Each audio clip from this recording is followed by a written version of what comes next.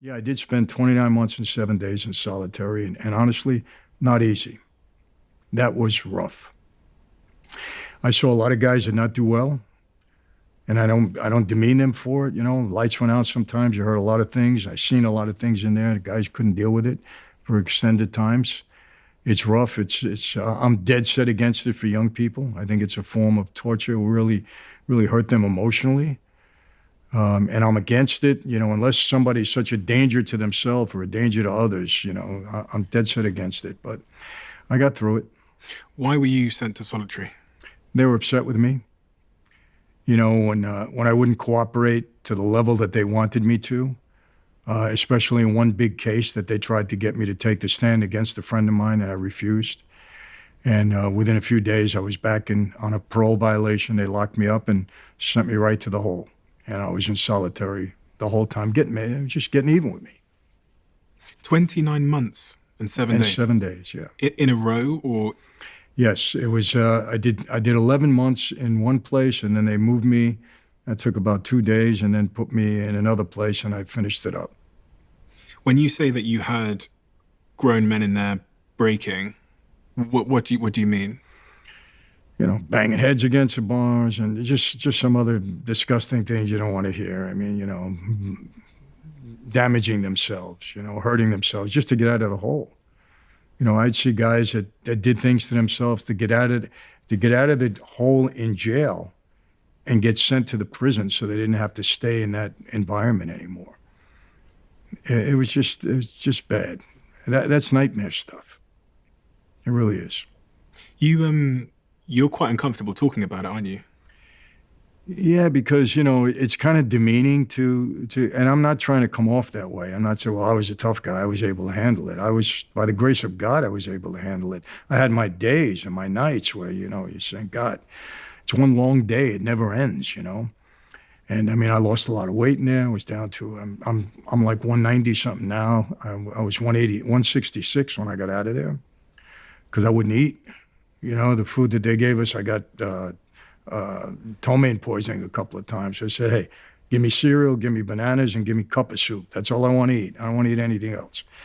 And so I lived on that for quite some time. And, I don't want to make it sound that, I mean, it wasn't, some of these places where, you don't have a toilet or anything else.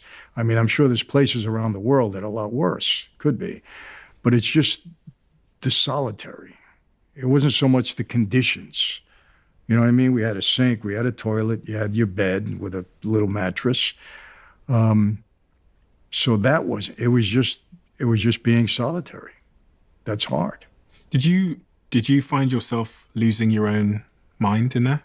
And whatever that might mean? No,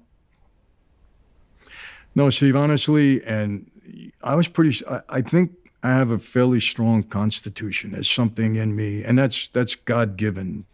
I can't say, I don't know how. Do you acquire something like that, or it's just who you are? I don't know. But I was able to deal with it. I mean, I had my bad nights in there, and fortunately, I had a Sony Walkman. Music was, you have no idea.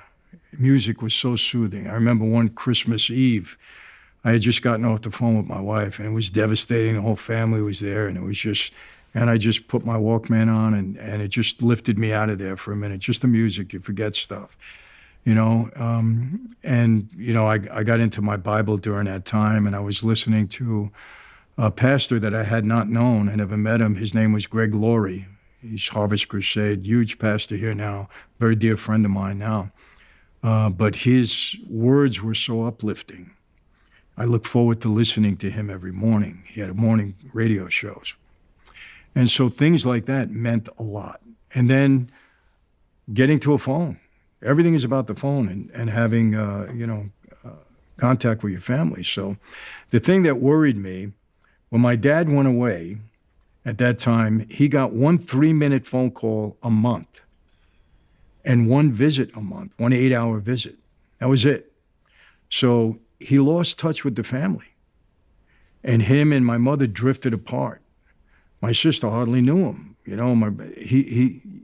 just can't. If you're not in touch with people, it just naturally happens. So when I went away, my fear was that was going to happen to me and my wife. So I did all I wanted. I told her, you want to lock me up? Lock me up. Just give me my phone calls and give me my visits. I don't care what you do. I'll take everything else. But don't take my phone call. Don't take my visit. I'm not going to do anything that will cause you to do that. So don't do it. That's all I cared about, because I wanted to maintain a relationship with my wife. And she stuck by you? She did. She did. 8 years that I did, she stuck by me. And she was young. She had a great mom, good Christian mom who held her up. Our church at that time, Westwood Hills Christian Church, they rallied around my wife and me and my kids. We had little babies back then. And she stood up. When I did 5 years. I was home for 13 months. Very difficult 13 months. It was devastating. Contract on my life. People wanted to kill me, and government was all over me to become a witness, and I had a very tough time. I violated my parole, and when I went in, the feds told her, you're never going to see your husband free again. We're indicting him on another case. We violated his parole. He's done. You may as well pack it up. And she had a breakdown on me at that point. She probably couldn't see me for about 6 or 7 weeks. She didn't come to visit. Can you imagine what life would have been like in solitary if she had decided that it was all too much for her? I would have been bitter and resentful. I don't think I would have come out of there the same. I really don't. Because she meant that much to me. Still does, but because I did everything for her, basically. You know, I mean, she was the reason why I left that life. Even though I knew it was a bad life, I wouldn't have left. I was so indoctrinated. Steve, when I walked into that room that night, I thought I was going to die. And yet I walked into the room. Wow, what a hero. It wasn't heroic. It was robotic. I was so much a part of that life. I had seen so much. I said, well, it's my turn. It's my turn. It wasn't heroic. I was scared out of my mind. My knees were weak. My heart was thumping out of my chest. You know, and I still didn't want them to realize that I was that scared, but I was really scared. Which room? The room with your father? The night they walked me, I told you they walked me into that room, and I didn't know if I was going to, you know, that's one of the horrors of that life. The night my dad betrayed me. Your dad, you walked into that room that night with the bosses there and a lot of other people there and your dad there. He wasn't there. Oh, he wasn't. He had left already. He had left already? Yes. Okay. They talked to us separately. And when they had a conversation with him, had they told him that there was going to be a contract on you? They didn't tell him that, but they were fishing to find out if there was a reason for it to happen. You know, in other words, if I believe, now this is my perception of that night, there was 2 reasons they walked me in, one of 2. Number 1, trying to scare me to let me know, you may be making all this money, you may have this big crew, that article came out in the paper, but we're the boss. You try to make a move, you're going to die. That's what I think. It was either that, or they really believed I was doing something wrong and they were going to try to take over the business. Now, again, remember, one of the safeguards, I never let him meet that guy. And I never let him, my crew was my crew. I didn't bring them around. They were my guys. And when we fell, no made guy fell with us. It was only my crew. So I protected them in that way. But in another way, I was safeguarding my business. So were they going to look for an excuse that night to take me out? Very possibly. And you think your dad might have been aware of that? Yes. In a way, yes. Because, and again, I've struggled with this too. Okay, Dad, you betrayed me that night. You threw me under the bus. He didn't say, well, my son did this wrong. My son did that. He didn't do that. He just said, I don't know. I can't tell you. I don't know. And that was damaging. He didn't stand up for me. How'd you know he didn't? Jimmy told me. And I approached my father 2 years later. He denied it. I said, Dad, I know you did it. It was confirmed. I know you did. I know what you did. But it's okay. I love you. It's all right. I get it. I understand the life. I get it. What did Jimmy tell you? Told me your father threw you under the bus. He didn't help you one bit. It's his exact words. He didn't help you one bit. He hurt you in there tonight. And, you know, it was devastating.